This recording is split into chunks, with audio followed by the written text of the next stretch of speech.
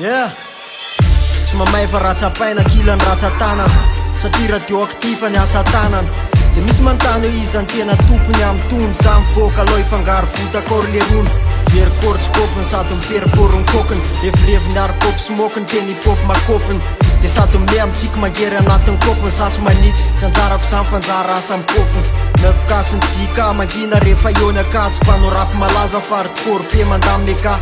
Satso mifaninana rehefa antanina iony anarako. De ritsy akamako fanolaberana ny nararako. Za eto amin'ny akamarony lasa piramatsy. Kanefa ho vato azy mitovy amin'ny tsiramaty.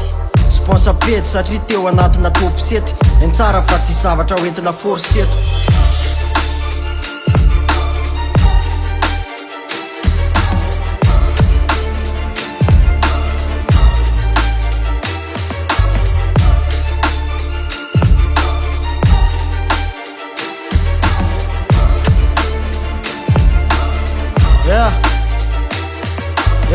De kake lava tô tsisy ranomasina kalma. Satria mitesta plutonium masina palma.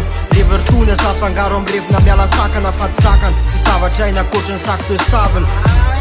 Raha maty mipera-sany de fibrille. Tsy maintsy drill amin'ny voalohany volana avril. Biceps, quinceps, forceps amin'ny forceps. Vainy tanana sovotrobaka amin'ny forsety. Mitady ran planeta, mitady laseran-tanety. Misy mafitona, 5 tandre mitona amin'ny komety. Nomena ety, de misy milaza fampanety. Monsieur Star mbola tsy eny vola lava ety tanety. Revertony tsisy prevy satria olona ny taty. Tsy be fandrona nefa rehefa etsona tela mipaty. Tsy rapiko ny ara fa za mihitsy miboaty nara. Lehibe any cockpit rehefa miboboka tsy hita miboaty noara.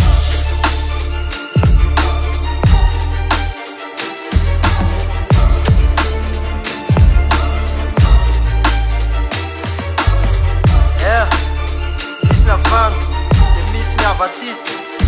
Mampita ofy dystropile kapo.